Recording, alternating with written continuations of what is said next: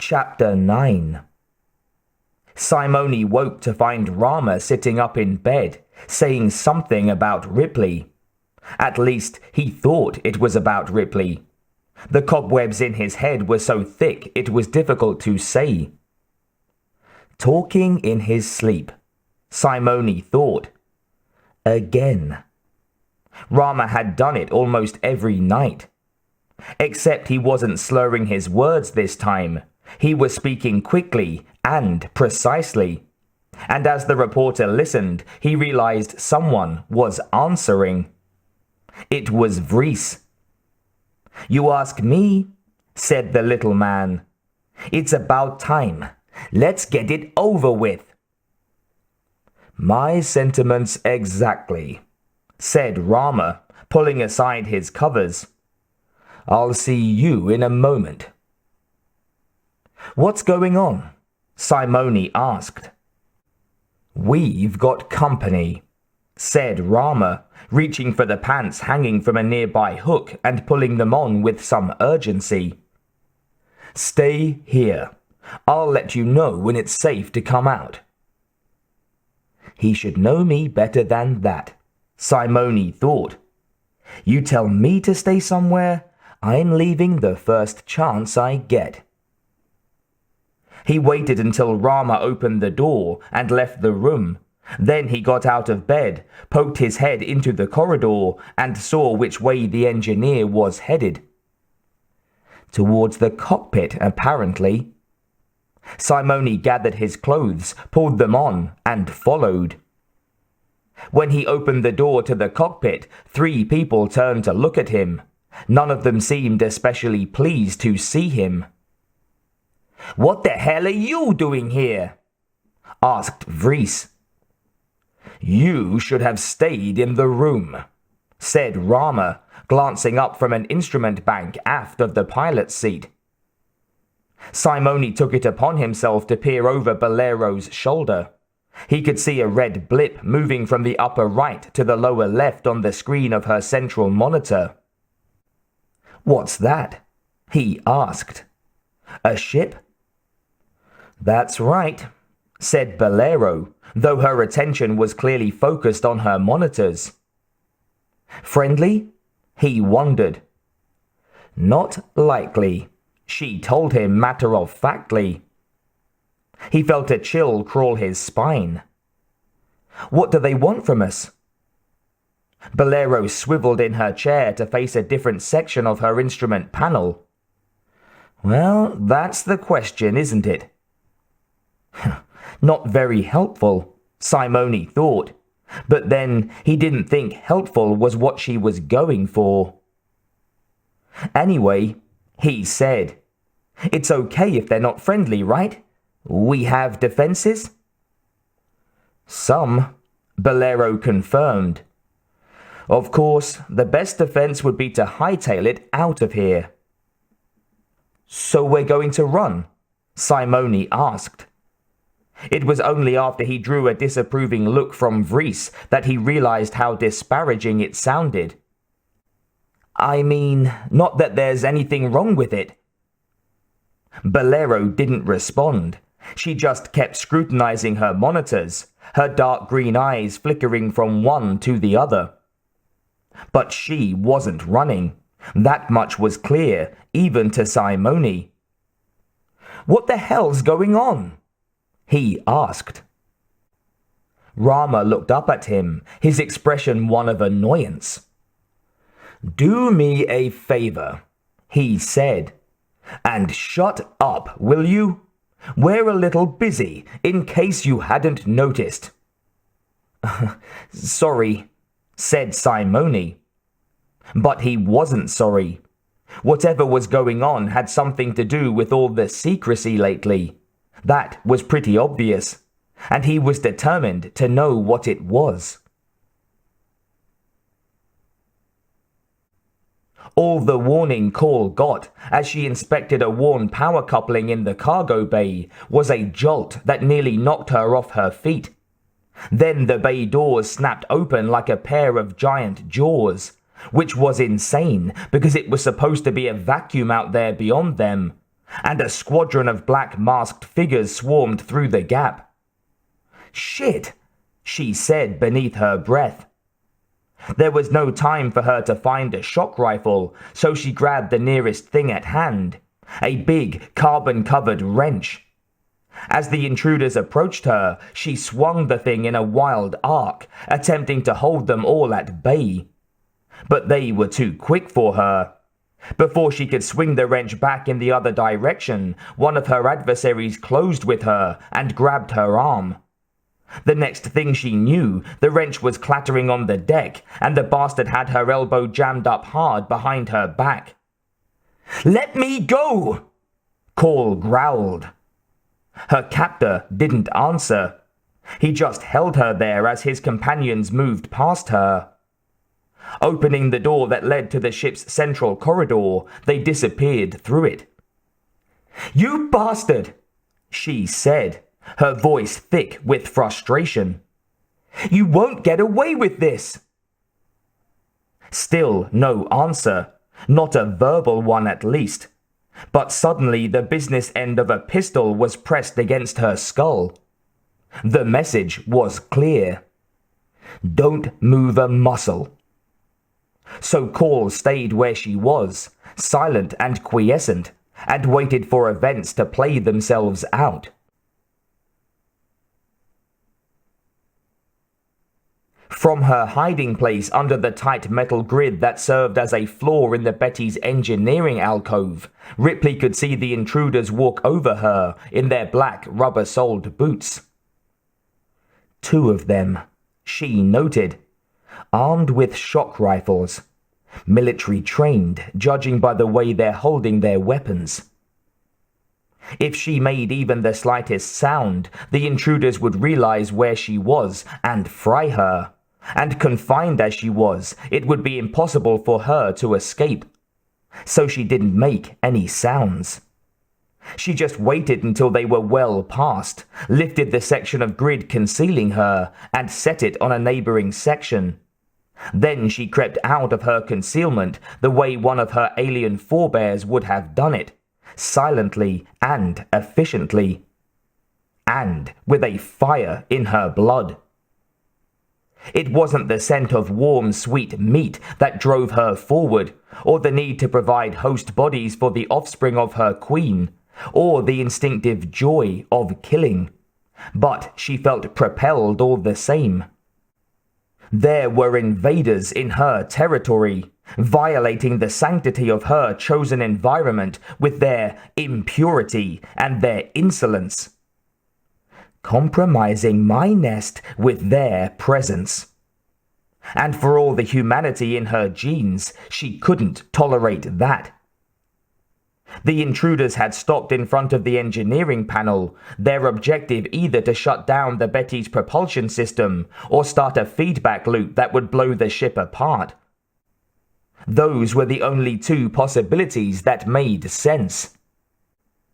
But Ripley wasn't about to let either of them take place.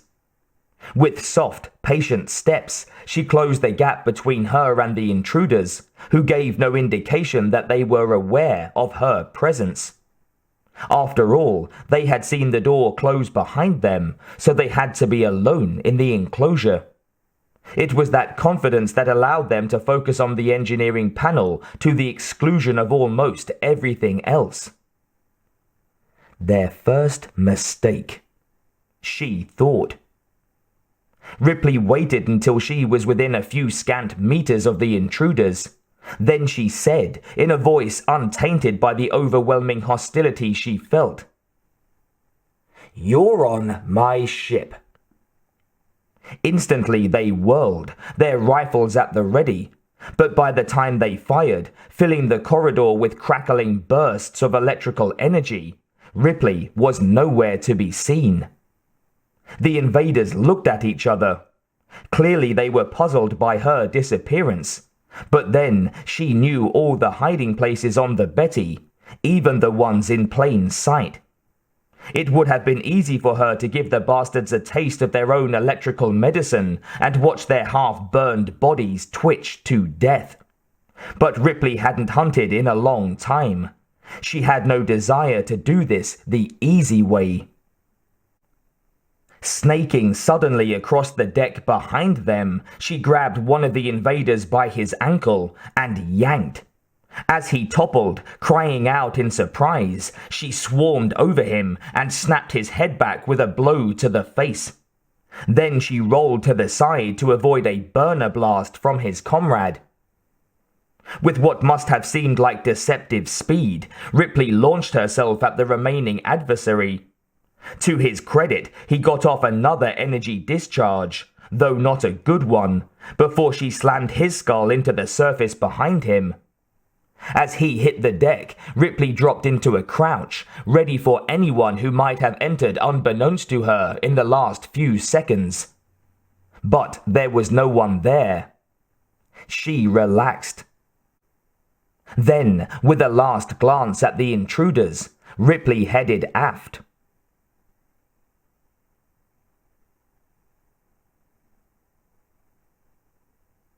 It wasn't easy for Call to resist looking up, but somehow she managed. Long enough, she imagined, for Crack to raise his eyes over the level of the second-level catwalk railing and draw a bead on Call's captor. Any second now, she told herself. Unfortunately, burners weren't accurate enough to operate effectively at any real distance. From Crack's position, it was just as likely he would burn Call as the intruder. Which was why Crack had chosen to arm himself with a different sort of weapon. One of his own making, which fired non-explosive, snub-nosed plastic bullets. If he hit his target, the impact would be more than enough to knock someone senseless. If he missed, the projectile would shatter against a metal surface, leaving the hull wall intact. Call didn't know where Crack had picked up his knack for weapon design, but she was thankful he had. Now if he would only fire the damn thing. But as the seconds passed, nothing happened. Finally, Call felt she couldn't wait any longer. Turning her head, she glanced in Crack's direction and got her arm wrenched up higher for her trouble. "Don't move," said a surprisingly youthful-sounding voice behind her, the first she had heard from the intruder.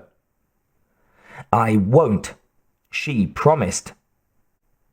Her indiscretion had already told her what she needed to know. Crack's line of sight to his target was blocked by a web of hanging chains.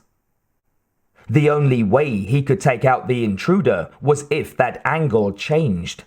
And Crack, who was limited to the confines of the tiny catwalk, couldn't substantially change it. So it's up to me. Androids were more durable than human beings in many ways, but they were just as vulnerable to electrical shocks. A bolt from a burner, for instance, could scramble Call's circuits as easily as it could the connections in a human nervous system. Even if it was pointed at her head and not at the main processing unit where her consciousness resided. But she couldn't just stand there. It wasn't only her survival that was at stake. It was the fate of her friends as well. And our mission. That was more important than anything. Suddenly, she drove her elbow backward into her captor's ribs. Though her model wasn't as strong as the previous generation of androids, she was more than strong enough to double the bastard over and send him stumbling backward. Whirling, Call saw the intruder recover enough to take aim at her.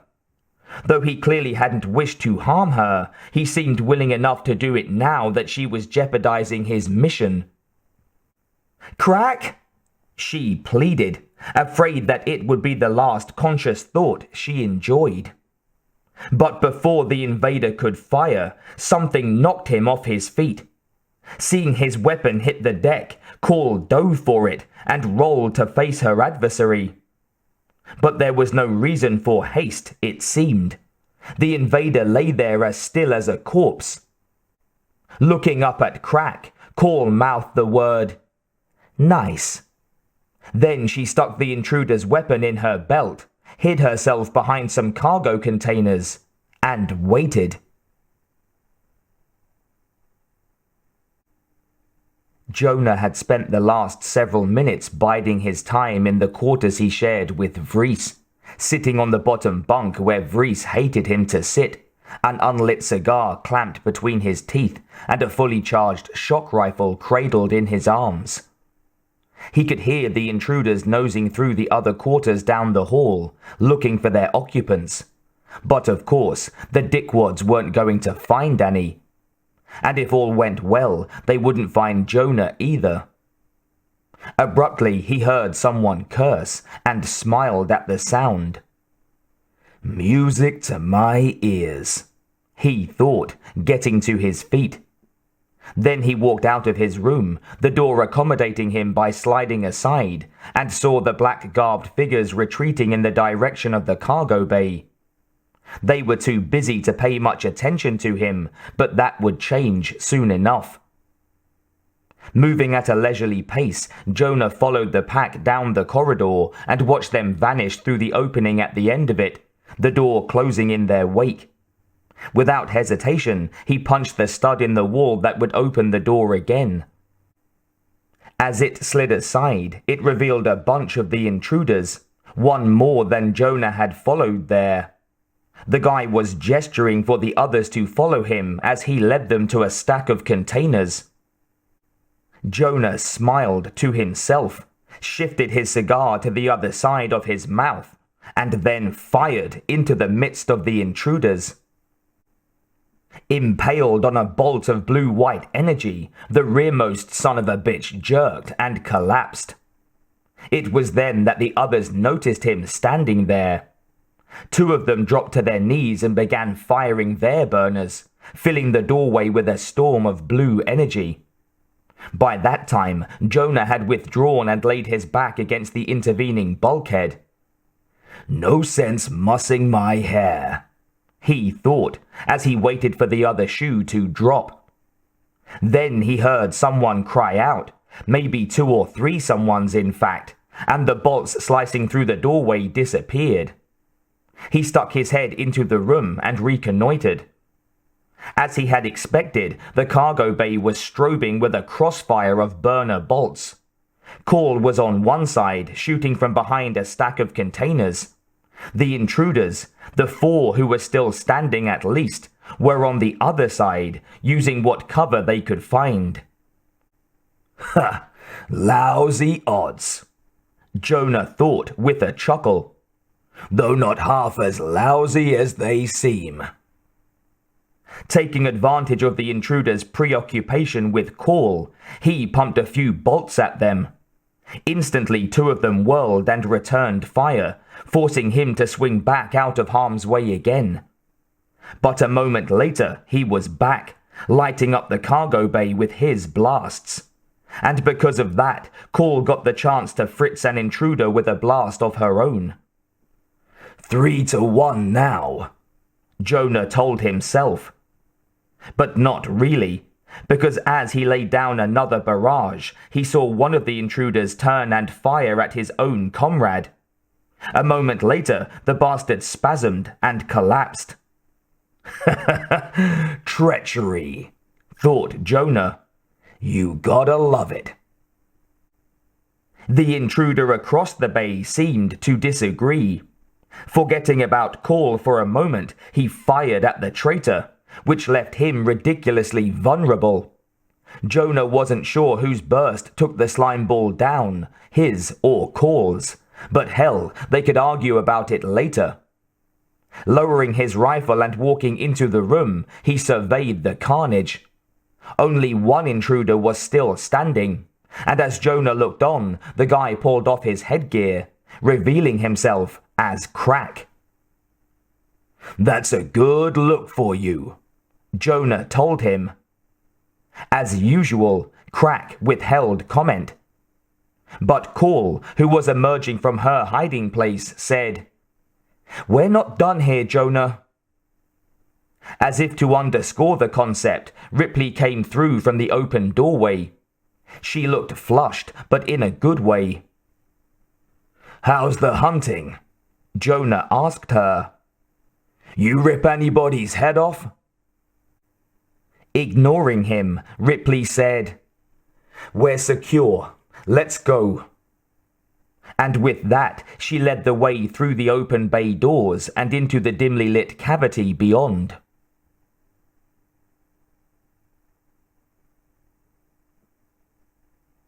Rama pushed the point of his hypodermic through the fabric of the intruder's sleeve, injected a quick-acting sleeping concoction into the muscle below, and withdrew the needle.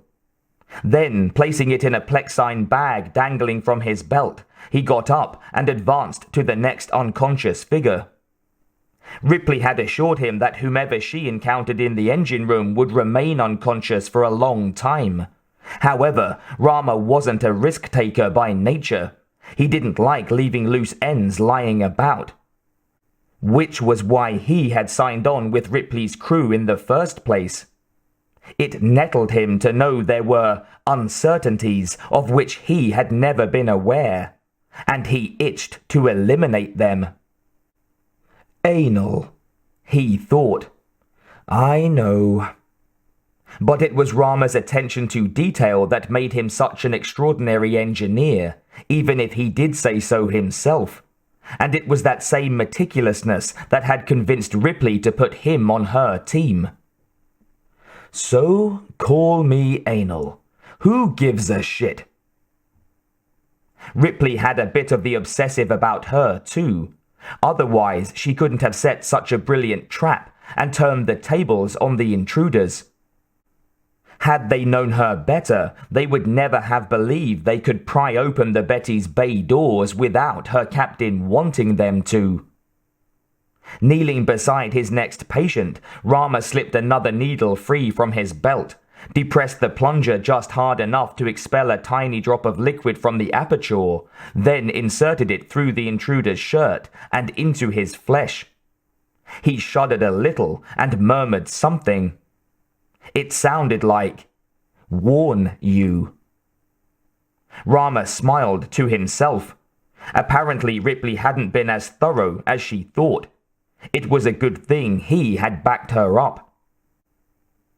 He couldn't go with Ripley on her foray into the intruder's vessel.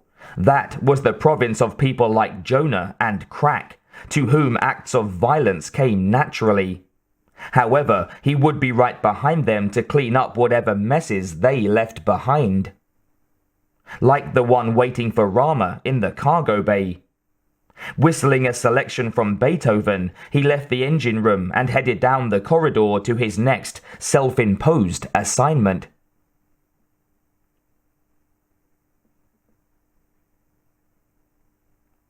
Ripley knew there was something wrong as soon as she reached the far end of the enemy ship's airlock and set foot on the metal deck beyond.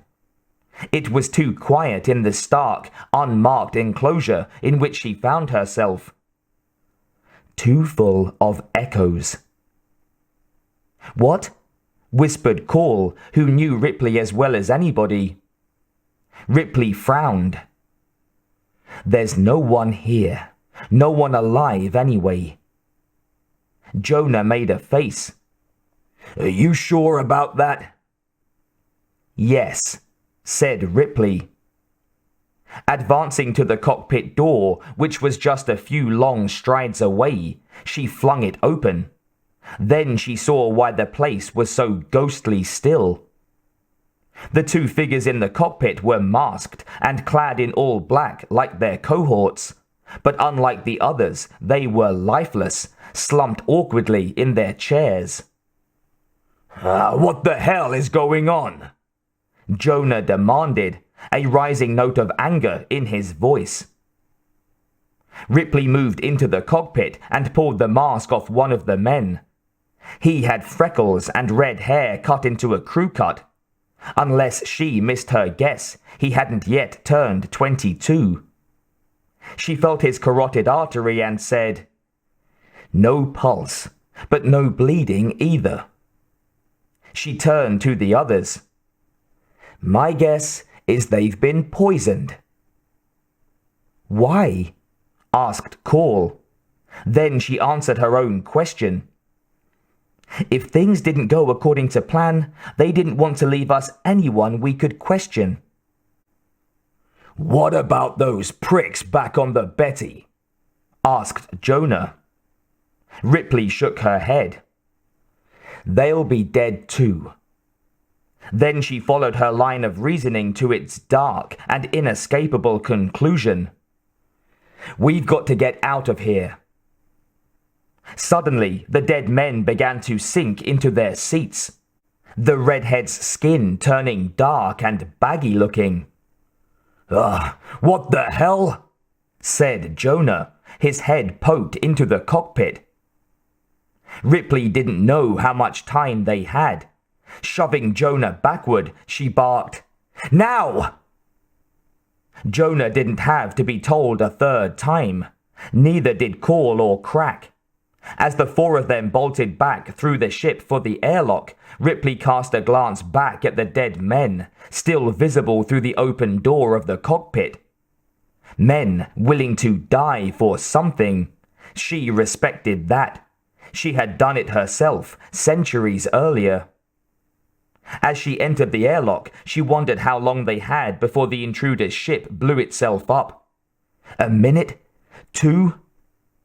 If the enemy was willing to sacrifice human lives to preserve his secrets, he would surely be willing to sacrifice a vessel.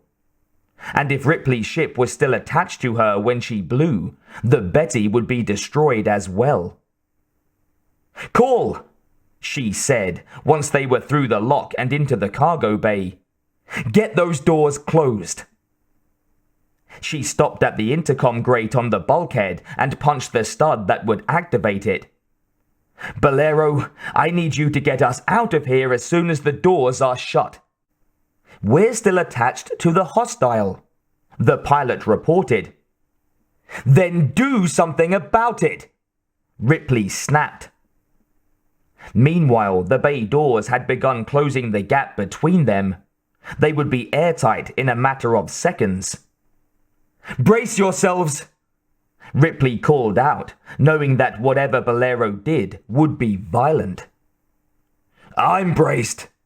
Jonah shot back, his free hand wrapped around a mess of hanging chains. What the hell are we waiting for? He was right. The doors were clamped shut. Ripley punched the intercom button again. Bolero! Keep your shirt on, came the impassioned response. Abruptly, the Betty jerked hard to starboard, slamming Ripley to the deck. She slid helplessly across it for a moment, then latched on to Jonah's extended hand. That's just an appetizer, Bolero announced over the intercom link. As good as her word, she whipped the ship to port and then to starboard again, sending those in the cargo bay swinging like puppets on thick metal strings. But it felt to Ripley, who had grabbed some chains as well, as if they were still dragging the assault vessel. Come on, she thought, knowing any moment might be their last. Not that Ripley was so goddamned desperate to go on living, but with all they had done and seen in the last couple of years, they were too important to die. Frickin' Bolero! Jonah growled.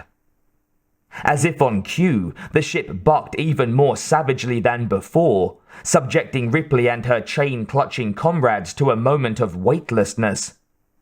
Then the artificial gravity seemed to reassert itself, and Ripley felt her arm half wrenched out of its socket.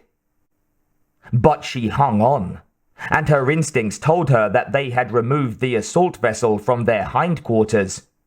Just in time, too, because a moment later she felt a wicked vibration run through the cargo bay, the shockwave from the enemy's act of self-annihilation. Huh, bada boom, said Jonah. Ripley relaxed her grip on the chains and looked at her comrades. They all seemed reasonably intact. Somebody get hold of Rama, she told them, and tell him not to bother. His patients won't be waking any time soon. She was disappointed. If she had kept the intruders alive, she might have found out more about their organization and their orders. As it was, she and her people had preserved nothing but themselves. It could have gone worse, Ripley supposed. But it also could have gone a lot better.